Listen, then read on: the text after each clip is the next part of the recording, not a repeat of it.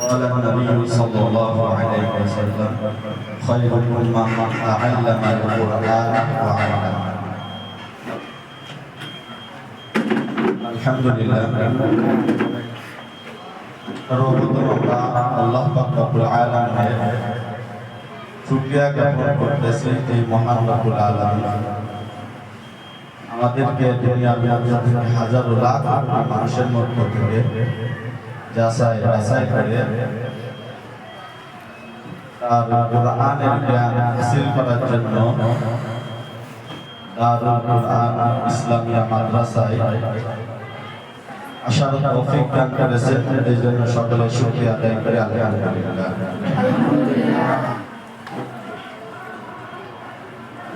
দুরূদ ও সালাম বর্ষিত হোক তো জাহানের বাদশাহ জনাবে মুহাম্মদুর রাসূলুল্লাহ সাল্লাল্লাহু আলাইহি ওয়াসাল্লাম। রাসূল করিম সাল্লাল্লাহু আলাইহি ওয়াসাল্লাম হাদিস শরীফে ইরশাদ করেছেন, খায়রুকুম মান তাআল্লামাল কুরআনা ওয়া আল্লামা। তোমাদের মধ্যে সর্বোত্তম ওই ব্যক্তি যে নিজে কোরআন শিক্ষা করে এবং অপরকে শিক্ষা করে।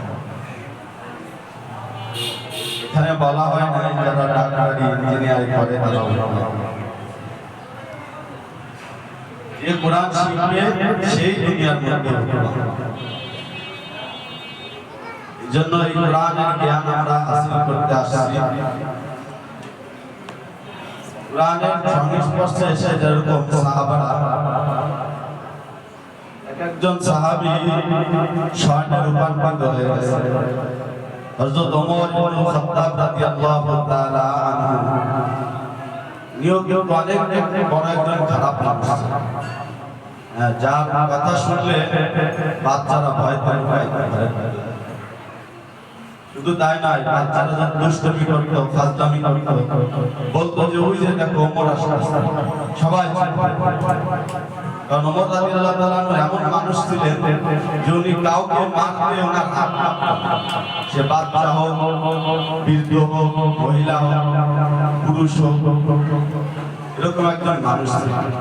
কিন্তু যখন কোরআন কারীমের তেলাওয়াত শুনছে, আল্লাহ পাক রব্বুল আলামিন তার অন্তরের মধ্যে হিদায়াত দিয়েছেন এমন ভাবে তিনি দ্বীনের জন্য একজন অনেক বড় একজন খাদেম হয়ে গেছেন। জন্য আমরা যেন ওমর রাদিয়াল্লাহু তাআলা আনহুর মত হইতে পারি, আল্লাহ তাআলার কাছে দোয়া করব অনেক বড় একজন কোরআনের খাদেম, ইসলামের সৈনিক হইতে পারি। আল্লাহ পাক রব্বুল আলামিন আমাদের সকলকে তৌফিক দান করুন। আমিন।